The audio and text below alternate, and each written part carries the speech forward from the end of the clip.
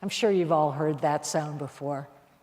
Anywhere a great horned owl can find a place to roost during the day, they begin their day at night, just as it gets dark. Forest edges, shelter belts, parks, even in cities. Owls have always brought a mixture of emotions, from fear to endearment.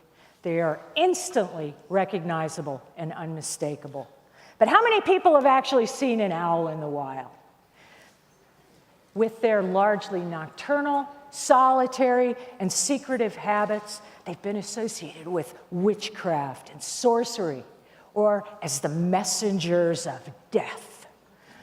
This is Jillian, our 12-year-old teaching team member of Raptors of the Rockies. And my opening call was nothing quite that sinister.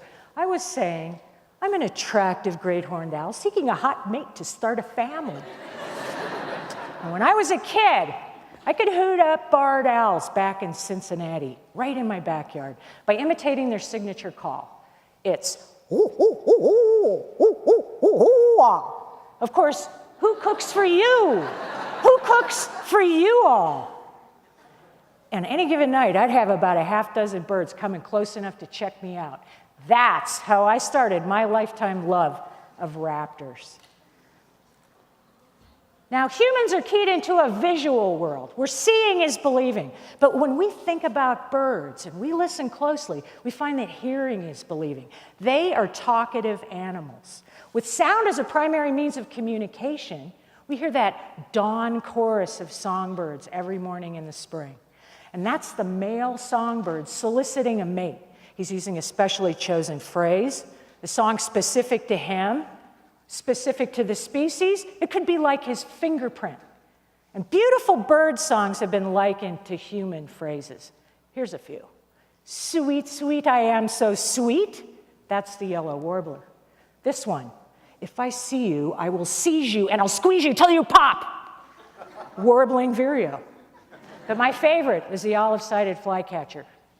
Quick, 3 beers. Makes me thirsty. Now, the male songbirds are generally saying to anyone that'll listen, I can provide for you, let us breed. And with his beautiful plumage, postures, flight displays, these are all added signals seen during the light of day. He's also marking his territory with songs and sights around the perimeter, like erecting an imaginary fence. But what about those birds that call at night? A great horned owl's resonating hoot can be heard for a half a mile. Amazing sounds, but we can't see them. For us, it's mysterious because it's dark out. Now, vocalizations among the owl species range from a tedious to calls that resemble a yipping puppy, a cuckoo clock, a bouncing ball, or a raspy whistling sweet. My favorite quote is by Desmond Morris, and he said that an owl's hoot is reminiscent of someone pretending to be a ghost so as to frighten a small child. He said their shrieks, screams, squeeches, screeches, and squawks would lead a person to think they were standing outside of a torture chamber. Okay, how many times have you been watching the horror movie? The kids are in the graveyard, and it's a full moon, and it's Halloween, and you're scared, and it's spooky, and then you hear that eerie call. Who is going to die? And that's actually right on, because that's what great horned owls do very, very well. These are the apex predators, the premier predators. These are not vegans. They eat everything from insects to rodents to rabbits to animals the size of a skunk.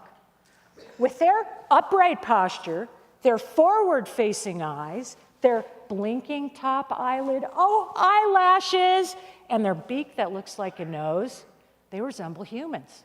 Or the other way around. For some people, especially those that have seen owls, they appear to be wise and kind.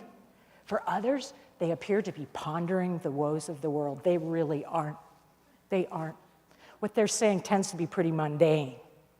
Like, woo, woo, woo, woo, woo. Honey, how was your winter? Where do you want to nest this year?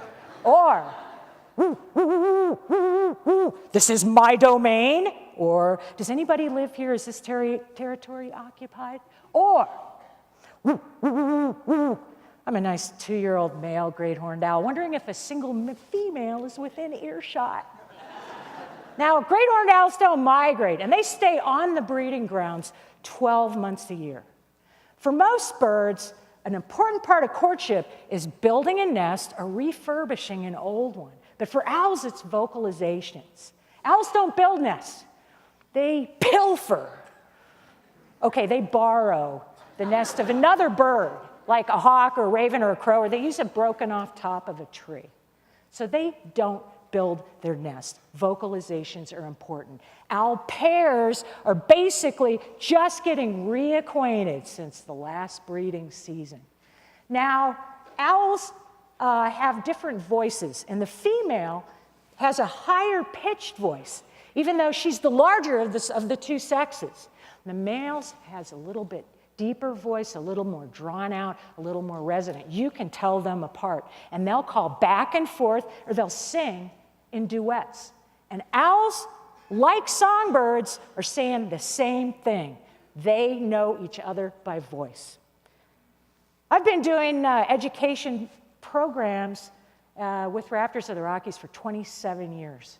And in every single program, I ask the audience to go out and hoot up an owl. Young and old alike, we ask the audience members to hoot up an owl.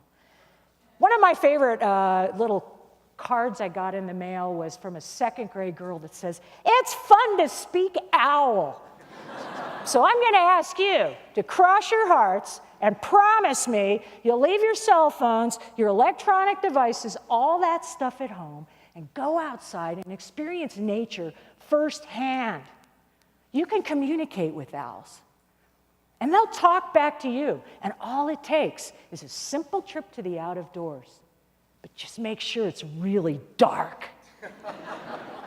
So I'm going to hoot, and then you're going to hoot. Okay? Gals, you're a little bit higher. Guys, you're a little bit deeper. We go like this. Now you do it. You nailed it. And I've got goosebumps. Thanks.